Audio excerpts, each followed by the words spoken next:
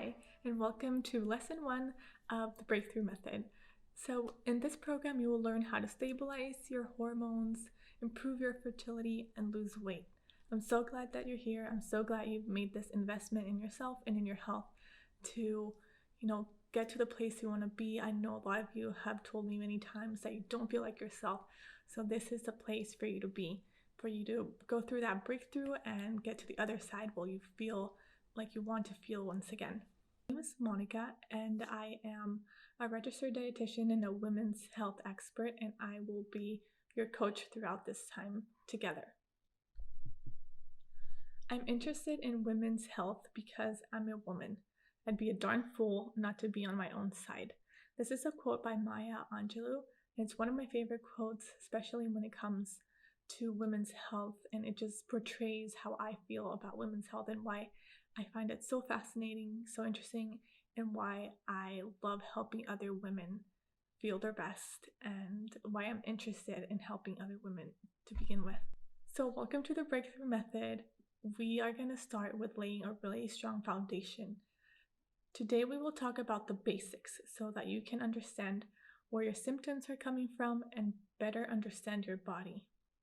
It is called body literacy and is one of my favorite topics to talk about to help you get familiar and in tune with your body and your hormones, your symptoms. Every time you have a symptom, it's your body communicating with you, and our bodies are always communicating with us. So I love teaching women about body literacy and just allowing yourself to be in tune with your own body, your own symptoms, your own emotions, and from there take that information and either make changes or keep doing what you're doing if you're feeling your best. So we'll do a little bit of housekeeping first. Just a few things to keep in mind. Please join the Facebook group if you haven't already. That way we can always communicate through there throughout the week, and that way you also have the support of the rest of the women in the group, and that is going to build a strong community.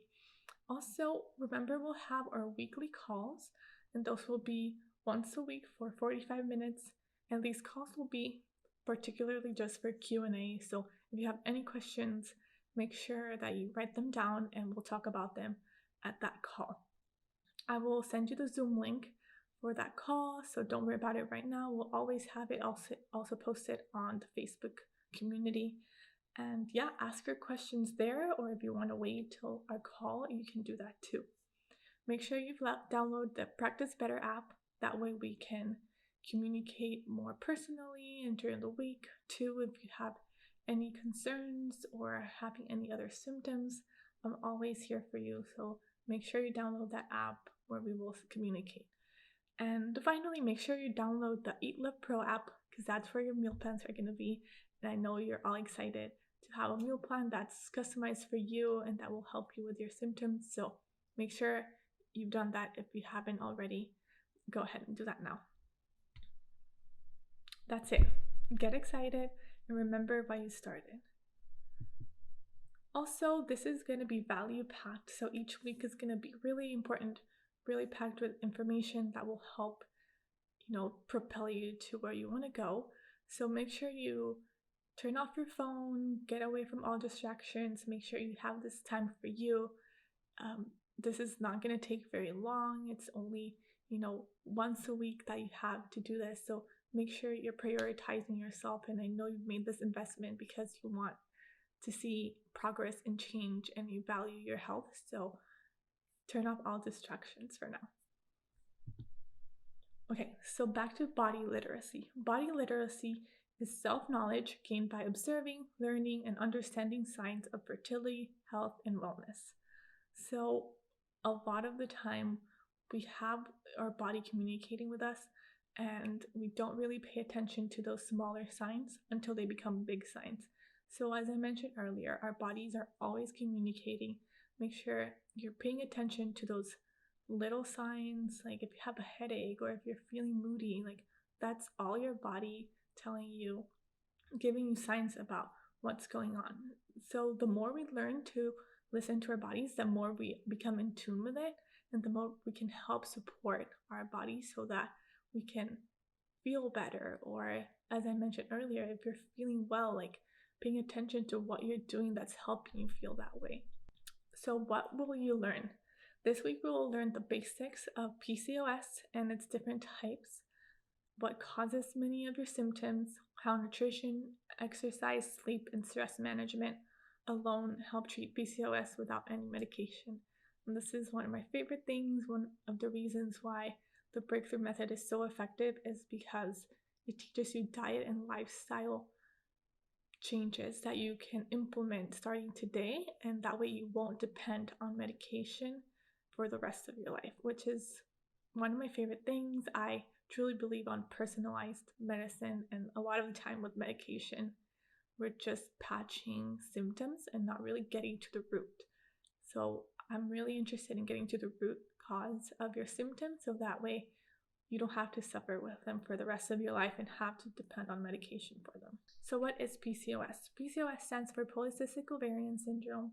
It is a collection of symptoms caused by hormone imbalance, and it is said to have a genetic component. So you might have family members like your mom, sisters, aunts that may also have PCOS. Other possible causes are excess insulin and low-grade inflammation, so constant chronic inflammation. So how do you know if you have it? So you know you have PCOS if you meet 2 out of the 3 diagnostic criteria. The first one is ovarian cysts, which you can find by getting an ultrasound, a pelvic ultrasound. The second one is if you have absent or regular periods, so if you don't have periods every month. And the third one is excess androgens, which are likely presented with acne or facial hair or male pattern baldness, so you start losing a lot of hair. And this is because there's excess male hormones. You may also experience excess weight or trouble losing weight. Not every woman will experience that, but it seems to be a common problem with women with PCOS. So the different types of PCOS include insulin resistance PCOS, post-birth control pill PCOS, inflammatory PCOS, and adrenal PCOS.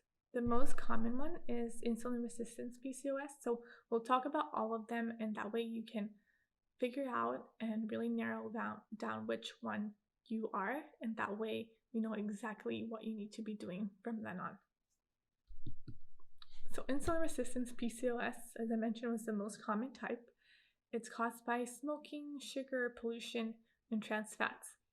High levels of insulin prevent ovulation and trigger the ovaries to create testosterone. It can take up to 6 to 9 months with consistent diet and lifestyle changes for symptoms to be fully cleared. So it will take a long time. The good news is that you can treat it with just diet and lifestyle changes, which is great. That way you are in control of your progress, and as long as you are following lifestyle changes that help support your hormones, you will start to feel better. Then there's post-birth control PCOS, and this one's caused by long-term use of the birth control pill in particular. So the birth control pill, it suppresses ovulation. So that is what it's intended to do. And it's great for someone who is trying to prevent pregnancy. The only trouble is that by ingesting synthetic hormones, your body suppresses its natural production of these hormones. So it kind of throws your natural hormone production off. And for most women, these effects don't last very long after they stop using the pill, and they resume ovulating after the effects of the pill are over. Did you have regular periods before you started using birth control? So that's a good indicator of you having post-birth control PCOS. If your periods were normal in the past when you were younger, and then after you started using birth control, they started to be absent, or you started to have these PCOS symptoms, chances are this is your type of PCOS. Then there's inflammatory PCOS, and this was caused by stress, diet, and environmental toxins.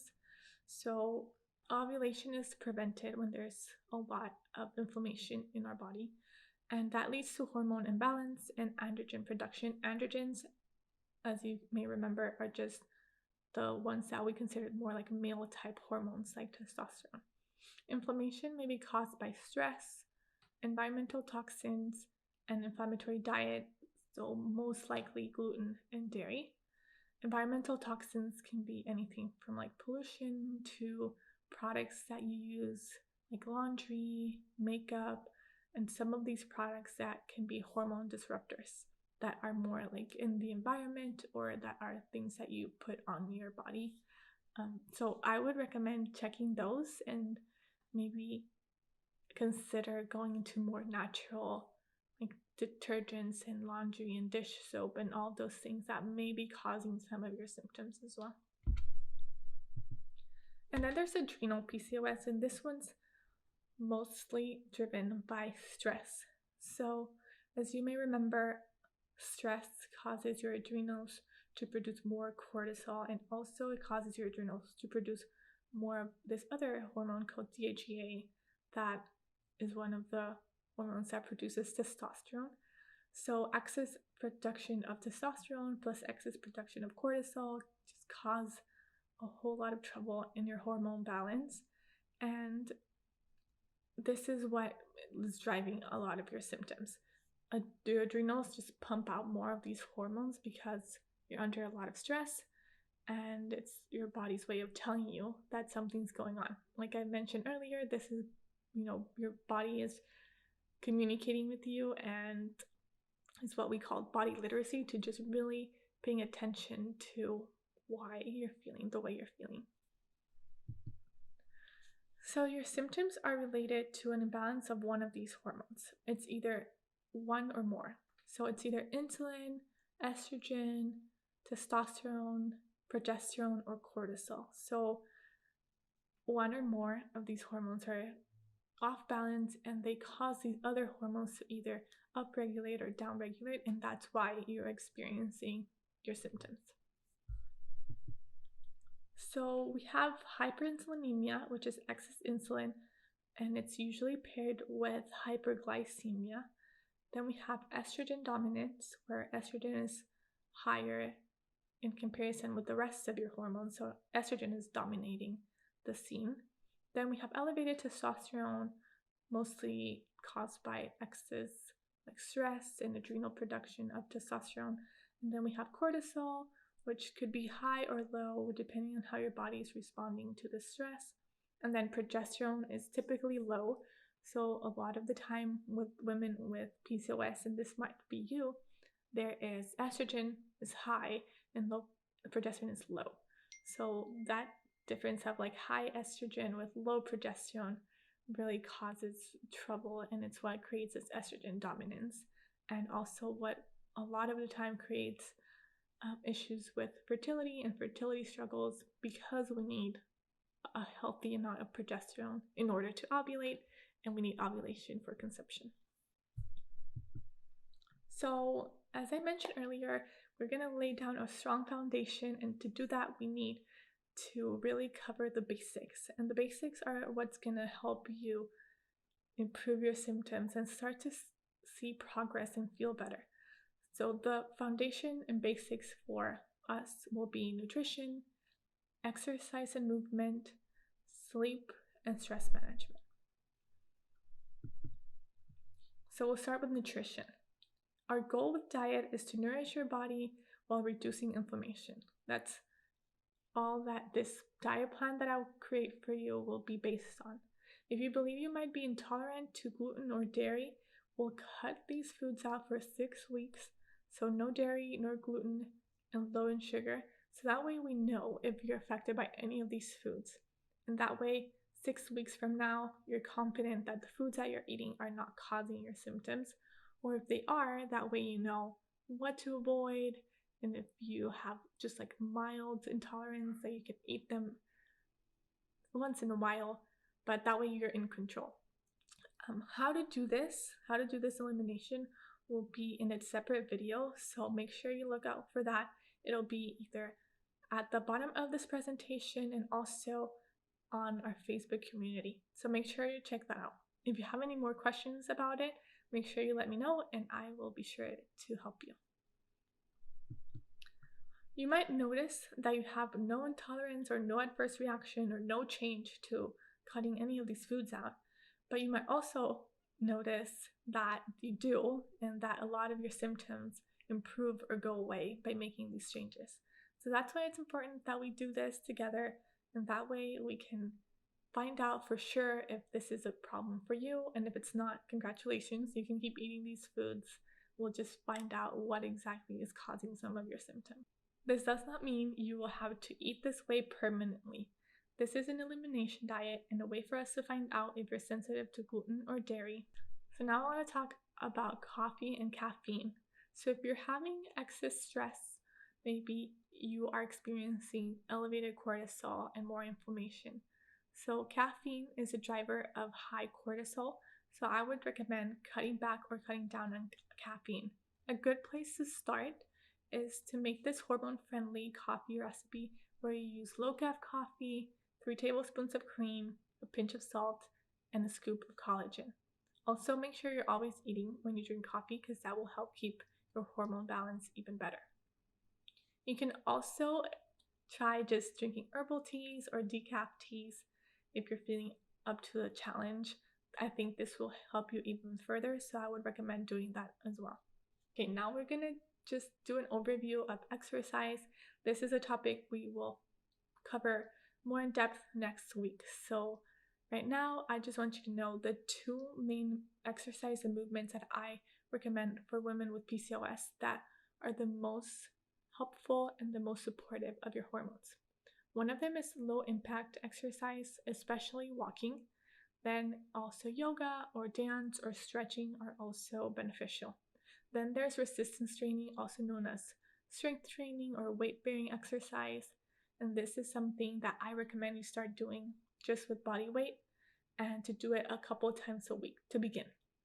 We will delve into specific PCOS exercises, specific workouts that you can do next week. But for now, if you're feeling up to the challenge, you can always start walking or start doing some body weight movements. Now we'll go on to sleep. So sleep is the most important part of this program.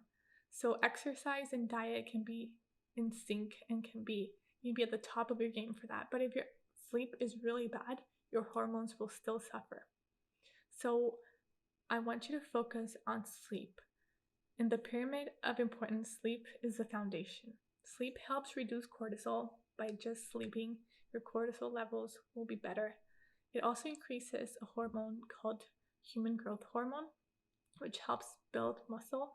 And the more muscle cells we have, the less of the fat cells we'll have, which is beneficial for us because fat cells carry estrogen. Especially if you're estrogen dominant, it's important that you cut down on those fat cells that are carriers of estrogen. And we do that by increasing our muscle mass. And then lack of poor sleep also increases cortisol and ghrelin, which is the hormone that causes hunger and cravings. And it reduces the hormone leptin, which is the hormone that improves your satiety. So you might notice that sometimes when you have a really bad night of sleep, or if you stay up really late, you might feel cranky or moody in the morning, and you might also have more cravings for junk foods or sugary foods or snacky foods, and this is all driven by your hormones. As for stress, as we mentioned earlier, stress really affects your cortisol, which affects your adrenals. So chronic stress causes chronic levels of elevated cortisol. And cortisol is natural and important, and it's part of our hormones, and it's there for a reason. But when it's chronically elevated, it makes your body be in a constant, permanent state of inflammation. And if you're under a lot of inflammation, your body will not prioritize ovulation, which helps improve your hormone balance. It won't prioritize weight loss because it just doesn't feel safe. So your body is on a state of fight or flight.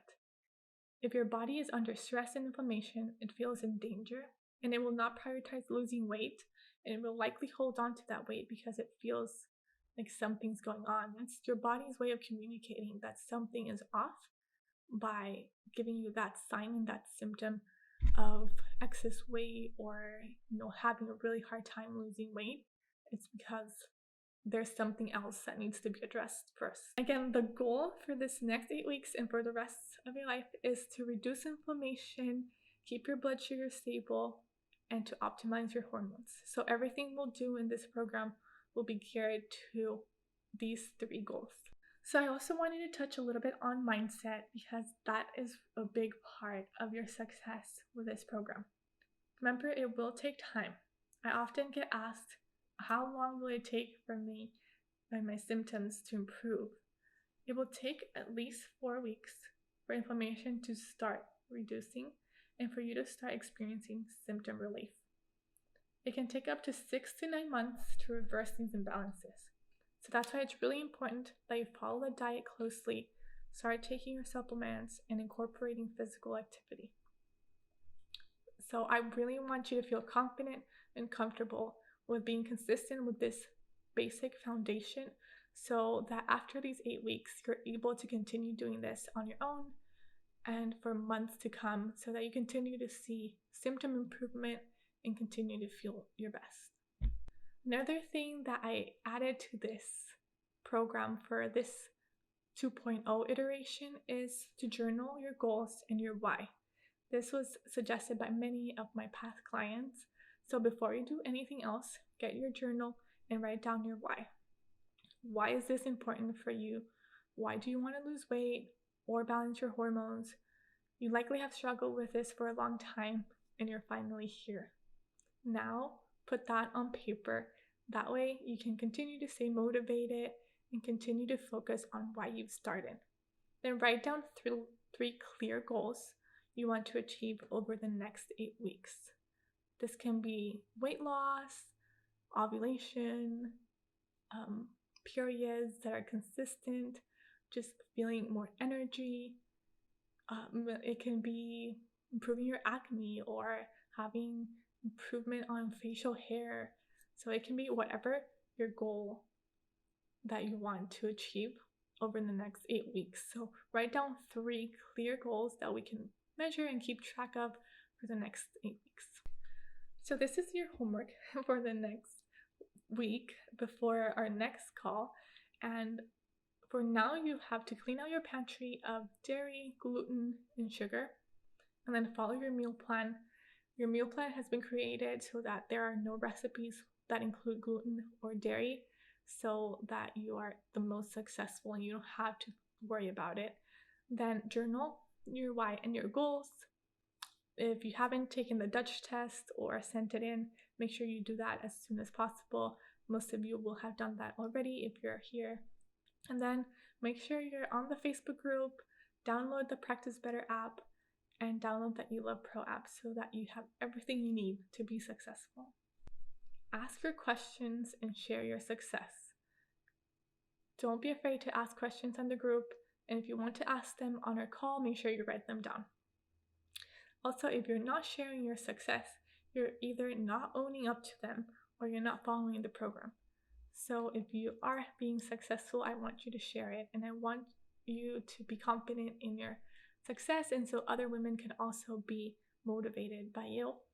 And if you're not having any success, you're likely not following the program, so make sure that you're following everything. Remember, we're laying a strong foundation. This is just the beginning. Don't forget to download the apps, and I will see you next week.